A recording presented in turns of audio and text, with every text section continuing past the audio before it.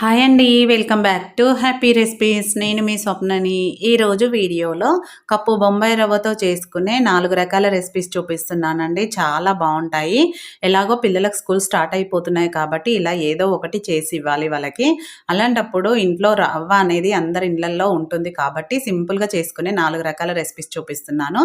అలాగే ఇవి పిల్లలకు కూడా చాలా ఇష్టం అండి. ఇక్కడ ముందుగా చూపించబోయేది బ్రేక్‌ఫాస్ట్ రెసిపీ అండి. బందోస చూపిస్తున్నాను. అలాగే దీని కాంబినేషన్‌లో మంచి చట్నీ కూడా చూపిస్తున్నాను. ఇంకెందుకండి ఆలస్యం, లేట్ చేయకుండా వీడియోలోకెళ్ళి చూసేయండి మరి. ముందుగా దీనికోసం మంచి చట్నీ చూపిస్తున్నాను. దీని కాంబినేషన్‌లో దానికోసం స్టవ్ పైన ప్యాన్ ఒకటి పెట్టుకొని దాంట్లోకి 1 టేబుల్ స్పూన్ ఆయిల్, అలాగే మీరు తినే కారాన్ని బట్టి పచ్చిమిర్చి వేసుకొని పచ్చిమిర్చిని కొంచెం ఆయిల్‌లో ఫ్రై అవ్వనివ్వాలి. మరి ఎక్కువ అవసరం లేదండి. అలాగే ఒక ఉల్లిపాయను కట్ చేసి వేసుకుంటున్నాను. నెక్స్ట్ 3 టమాటాలను ఇలా పెద్ద పెద్ద ముక్కలుగా కట్ చేసుకొని వేసుకోవాలి. వీటన్నిటిని మీడియం ఫ్లేమ్లో కొంచెం సాఫ్ట్గా అయ్యే వరకు కుక్ చేసుకోవాలి. మరీ సాఫ్ట్గా అవసరం లేదండి. కొంచెం 50% వరకు కుక్ అయితే సరిపోతుంది. టమాటో కొంచెం సాఫ్ట్గా అవుతే సరిపోతుంది. నెక్స్ట్ దీంట్లోకి 1 టీ స్పూన్ జీలకర్ర వేసుకోవాలి. మనకు టమాటా ఉల్లిపాయ ఆల్మోస్ట్ సాఫ్ట్గా అయినట్టే ఉందండి. మీరు కావాలంటే టమాటాను ఇలా ప్రెస్ చేసి చూస్తే తెలిసిపోతుంది. కొంచెం సాఫ్ట్గా అయిందిగా. ఇప్పుడు స్టవ్ ఆఫ్ చేసేసుకోవాలి. ఆఫ్ చేసుకొని నేను కొంచెం చింతపండు వేసుకుంటున్నాను. ఇది పూర్తిగా చల్లారాలన్నమాట మిక్సీ పట్టుకోవడానికి. ఇది చల్లారే లోపు మిగతా ప్రాసెస్ చూద్దాము. దాన్ని పక్కన పెట్టేసుకొని దానికోసం ముందుగా మిక్సర్ జార్ తీసుకొని దాంట్లోకి 1 కప్పు ఉప్మా రవ్వ వేసుకోవాలి. ఉప్మా రవ్వ అంటే సూజీ రవ్వ అంటారు కదా, దాన్ని 1 కప్పు ఏదైనా 1 కప్పుతో ఇలా వేసుకోండి. వేసుకొని దాన్ని మెత్తగా గ్రైండ్ చేసుకోవాలి ముందుగా. తర్వాత ఇలా గ్రైండ్ చేసుకున్న దాంట్లోకి ఒక మీడియం సైజు ఆలును నేను ఇలా ముక్కలుగా కట్ చేసుకున్నాను. పైన పొట్టు తీసేసి, పచ్చిదే అండి, ఉడకబెట్టింది కాదు. డైరెక్ట్గా పైన పొట్టు తీసి ఇలా చిన్న ముక్కలుగా కట్ చేసి వేసుకున్నాను. మీరు ఒకవేళ మీ దగ్గర ఆలు గనక లేకపోతే పెరుగైనా వేసుకోవచ్చండి. 1/2 కప్పు పెరుగు వేసుకుంటే సరిపోతుంది. దీంట్లోకి మనం రవ్వ ఏ కప్పుతో తీసుకున్నామో అదే కప్పుతో 1 కప్పు నీళ్లు వేసుకోవాలి. వేసుకొని మెత్తని పేస్ట్ లాగా గ్రైండ్ చేసుకోవాలి. ఆలు ముక్కలు ఎక్కడ కూడా లేకుండా చాలా మెత్తగా గ్రైండ్ చేసుకోవాలండి. చూడండి, మనకి ఇక్కడ బంగాళదుంప ముక్కలు ఎక్కడ కనిపిస్తలేవు కదా, ఇలా మెత్తగా గ్రైండ్ చేసుకోవాలి. దోశ బ్యాటర్ లాగా థిక్గా ఉంటుంది. వాటర్ కూడా కరెక్ట్గా అంతే వేసుకోవాలి. నెక్స్ట్ దీంట్లోకి పచ్చిమిర్చి, సన్నగా కట్ చేసిన పచ్చిమిర్చి, కరివేపాకు, కొత్తిమీర, అలాగే క్యారెట్ తురుము కూడా వేసుకుంటున్నాను. ఉల్లిపాయలు మీరు కావాలంటే కొంచెం ఎక్కువైనా వేసుకోవచ్చు. దాంట్లోకి 1 టీ స్పూన్ జీలకర్ర వేసుకోవాలి. వేసుకొని రుచికి సరిపడా ఉప్పు వేసుకొని ఇప్పుడు వీటన్నిటిని బాగా కలిసేలాగా కలుపుకోవాలి. ఇలా వీడియోలో చూపిస్తున్నట్టు ఇవన్నీ బాగా కలిసేలాగా కలుపుకున్నాక బ్యాటర్ అనేది కన్సిస్టెన్సీ ఈ విధంగా ఉంటుందన్నమాట. ఇలా అంతా కలుపుకున్నాక నెక్స్ట్ దీంట్లోకి నేను ఇక్కడ ఒరిగానో వేస్తున్నానండి. ఇది పూర్తిగా ఆప్షనల్. మీ దగ్గర ఉంటే వేసుకోండి, లేదంటే స్కిప్ చేయొచ్చు. వీటితో పెద్దగా టేస్ట్ అనేది కాదు, కానీ బాగుంటుంది. ఉంటే మాత్రం వేసుకోండి. కంపల్సరీగా వేసుకోవాలని అయితే లేదు. ఇప్పుడు వేసుకొని ఇవన్నీ బాగా కలిసేలాగా కలుపుకున్నాక చూడండి, బ్యాటర్ అనేది ఈ విధంగా ఉంటుంది. ఇప్పుడు ఇది రెడీ అయిపోయింది. మూత పెట్టేసి ఒక 10 నుంచి 15 నిమిషాల పాటు పక్కన పెట్టేసుకోవాలి.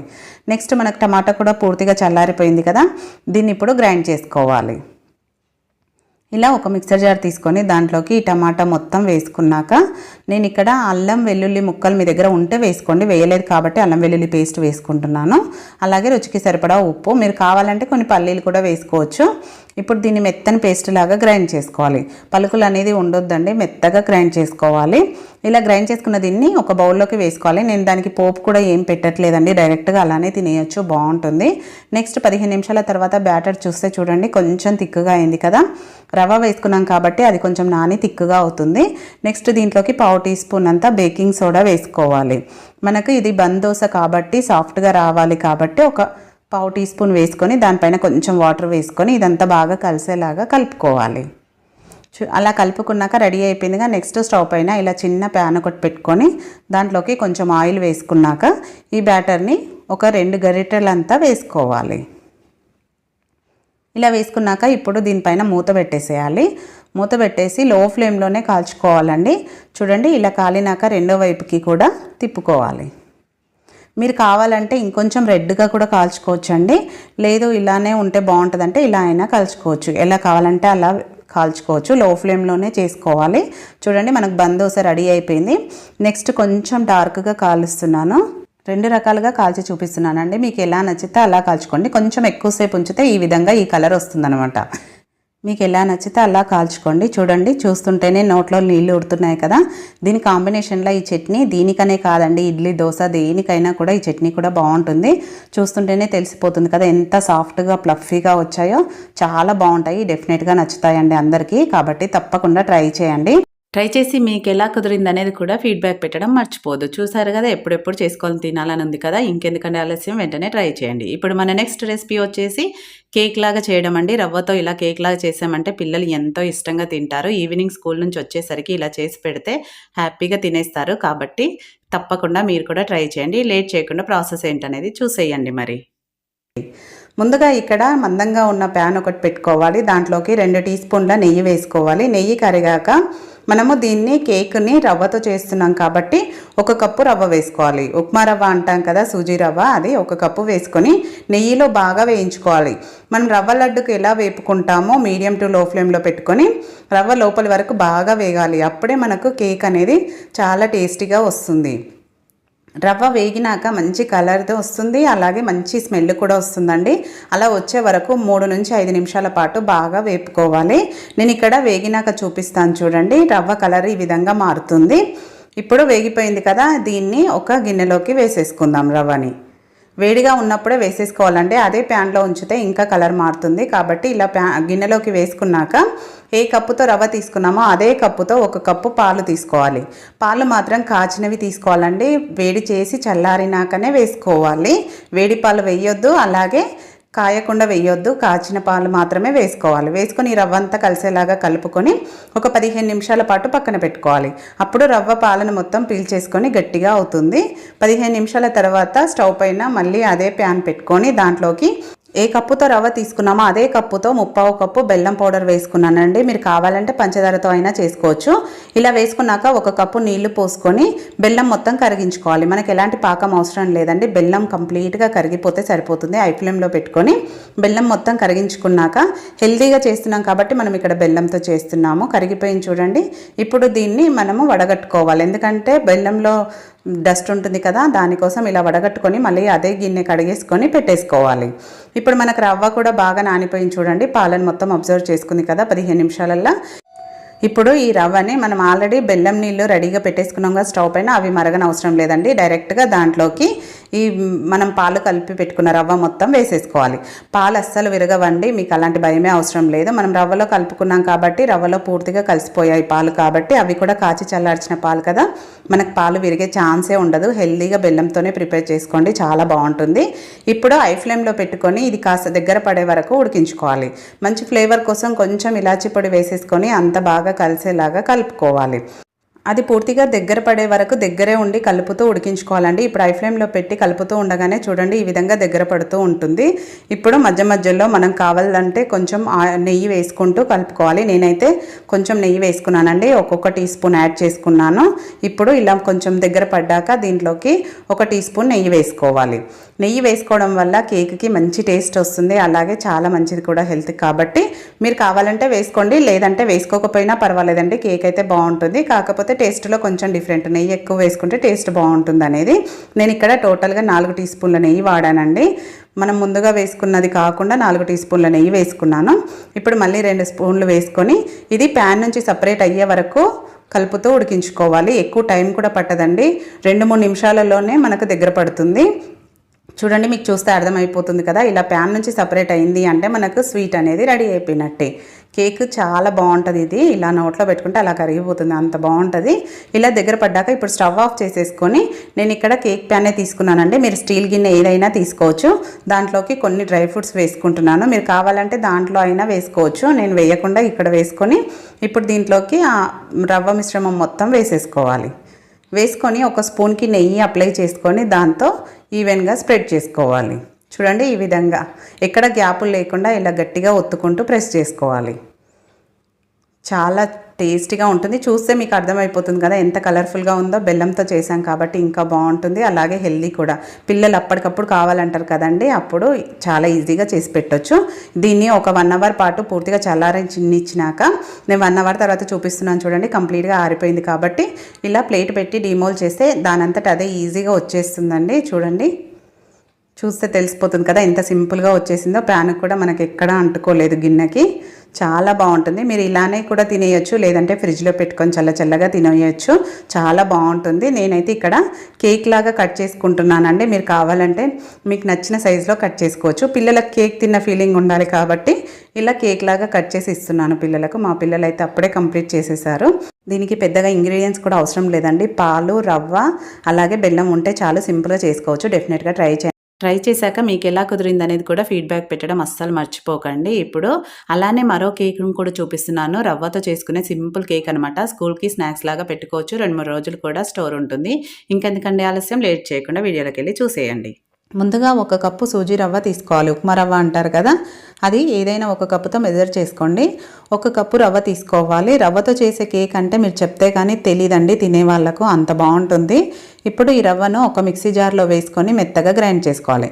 మీకు ఎంతవరకు మెత్తగా చేయగలిగితే అంతవరకు గ్రైండ్ చేసుకోండి. మరీ సన్నగా అయితే కాదు, కొంచెం బరకగానే ఉంటుంది. చూడండి, ఈ విధంగా ఉంటుంది. ఇప్పుడు దీన్ని ఒక మిక్సింగ్ బౌల్లోకి వేసేసుకుందాం. ఇలా దీంట్లోకి రవ్వ మొత్తం వేసుకున్నాక ఇప్పుడు దీన్ని పక్కన పెట్టేసి మళ్ళీ అదే మిక్సీ జార్ని తీసుకొని దీంట్లో మిగతా ఇంగ్రీడియంట్స్ వేసుకోవాలి ఒక్కొక్కటిగా. ముందుగా 1/2 కప్పు పంచదార. మీరు స్వీట్ ఎక్కువ కావాలి అనుకుంటే 3/4 కప్పు వేసుకోండి. నేనైతే 1/2 కప్పు వేసుకున్నాను, మైల్డ్గా ఉంటుంది స్వీట్. 1/4 కప్పు పెరుగు మాత్రం తీయగా ఉండాలండి, పుల్లగా ఉండొద్దు. అదే కప్పుతో 1/4 కప్పు ఆయిల్, రిఫైన్డ్ ఆయిల్, ఏ ఫ్లేవర్ లేని ఆయిల్ వేసుకోవాలి. ఒకవేళ మీ దగ్గర బటర్ కానీ నెయ్యి కానీ ఉంటే అది పైన వేసుకోవచ్చు. కొంచెం సాల్ట్ వేసేసి క్రీమీ స్ట్రక్చర్ వచ్చే వరకు గ్రైండ్ చేసుకోవాలి. చూడండి, ఇలా క్రీమ్ లాగా అయ్యాక ఇప్పుడు దీన్ని రవ్వలోకి వేసేసుకోవాలి. ఇలా ఇది మొత్తం వేసుకున్నాక నెక్స్ట్ దీంట్లోకి మంచి ఫ్లేవర్ కోసం వెనిలా ఎసెన్స్ వేసుకుంటున్నాను. మీ దగ్గర ఉంటే వేసుకోండి, లేదనుకోండి ఇలాచి పొడి అయినా వేసుకోవచ్చు. రవ్వను గ్రైండ్ చేసేటప్పుడే 2 ఇలాచీలు వేసుకుంటే సరిపోతుంది. 1/2 కప్పు పాలు వేసి ఇప్పుడు వీటన్నిటిని కలిసేలాగా ఇలా విస్కర్ ఉంటే విస్కర్తో కలపండి. ఉండలు అనేది లేకుండా నీట్గా కలవాలి. అందుకని ఇలా విస్కర్తో కలిపితే ఉండలు అనేది ఉండదు. లేదు అంటే చెంచాతో అయినా నీట్గా కలుపుకోవాలి. ఇది ఇలా కలుపుతూ ఉండగానే మీకు ఒక చిన్న విషయం అండి, చాలామంది సబ్స్క్రైబ్ చేసుకోకుండానే వీడియోస్ చూస్తున్నారు. ప్లీజ్ దయచేసి సబ్స్క్రైబ్ చేసుకోండి. అలాగే వీడియో నచ్చితే లైక్ చేయండి, షేర్ చేయండి. హైప్ కూడా ఇవ్వట్లేదండి, ప్లీజ్ దయచేసి హైప్ కూడా ఇవ్వండి. ఇలా మొత్తం అంతా బాగా కలిసేలాగా ఉండలు లేకుండా బాగా కలుపుకోవాలి. ఇది లూజుగా ఉందనిపిస్తుంది కానీ కాసేపు అయ్యాక కొంచెం గట్టి పడుతుందండి. రవ్వ కదా, మనం దీన్ని ఒక 10 నిమిషాల పాటు నానబెట్టుకోవాలి. 10 నుంచి 15 నిమిషాలు నానబెట్టేసుకుందాము. ఆ లోపు మిగతా ప్రాసెస్ చూద్దాం. కేక్ నేను ఇక్కడ బేక్ చేసుకోవడానికి కేక్ బౌల్ తీసుకున్నానండి. మీ దగ్గర ఇది లేదనుకోండి అల్యూమినియం గిన్నె ఏదైనా తీసుకోవచ్చు, స్టీల్ గిన్నెలో అయినా చేయొచ్చు. దీంట్లోకి ఒక 2 డ్రాప్స్ ఆయిల్ వేసి ఆయిల్ మొత్తం స్ప్రెడ్ చేసుకోవాలి. ఇలా ఆయిల్ మొత్తం వేసుకున్నాక నెక్స్ట్ దీంట్లోకి నేను బటర్ పేపర్ వేసుకుంటున్నాను. ఒకవేళ మీ దగ్గర కనుక బటర్ పేపర్ లేకపోతే కొంచెం పొడిపిండిని స్ప్రింకిల్ చేస్తే సరిపోతుంది. ఇలా బటర్ పేపర్ కంప్లీట్గా వేసుకున్నాక దీనిపైన కూడా కొంచెం ఆయిల్ అప్లై చేసుకోవాలి. ఇలా వేయడం వల్ల మనకు కేక్ అనేది ఈజీగా డీమోల్ అవుతుంది. కాబట్టి ఆయిల్ అప్లై చేసి బటర్ పేపర్ లేకపోతే పిండిని స్ప్రింకిల్ చేయండి, లేదంటే ఇలా బటర్ పేపర్ వేసుకొని ఆయిల్ అప్లై చేసుకుంటే సరిపోతుంది. ఇప్పుడు కేక్ బౌల్ కూడా రెడీ అయిపోయిందిగా, దాన్ని పక్కన పెట్టేసుకొని నెక్స్ట్ ఇక్కడ నేను టూటీ ఫ్రూటీలు తీసుకున్నానండి. ఇవైతే పిల్లలు ఎంతో ఇష్టంగా తింటారు కాబట్టి దీన్ని తీసుకున్నాను. దీంట్లో 1 టీ స్పూన్ గోధుమ పిండి వేసుకొని వీటన్నిటికీ ఇలా పిండిని పట్టించి ఇవి కూడా ఇప్పుడు రెడీ అయిపోయాయి కదా, వీటిని కూడా పక్కన పెట్టేసుకుందాము. పక్కన పెట్టేసుకొని ఒక పెద్ద గిన్నె తీసుకొని ప్రీ హీట్ చేసుకోవాలి. మనం కేక్ బేక్ చేసుకోవడం కోసం ఇలా పెద్ద గిన్నె తీసుకొని సైడ్లు కూడా తగలకుండా ఉండాలండి మనం బేక్ చేసే గిన్నెకి.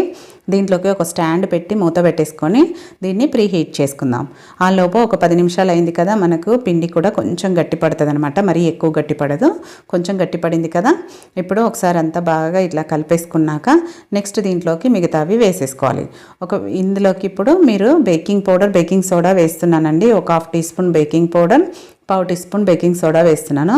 ఒకవేళ మీ దగ్గర ఇవి గనక లేదనుకోండి ఒక ఇనో ప్యాకెట్ వేసేసుకుంటే సరిపోతుంది. కొంచెం పాలు వేసి మనకు ప్యాచులర్తో కలపడానికి ఇది కొంచెం ఇబ్బందిగా ఉంటుంది కాబట్టి నేను ఇక్కడ కూడా విస్కర్తోనే కలుపుతున్నాను. చాలామందికి కేక్ అనేది పర్ఫెక్ట్గా రాదంటారు.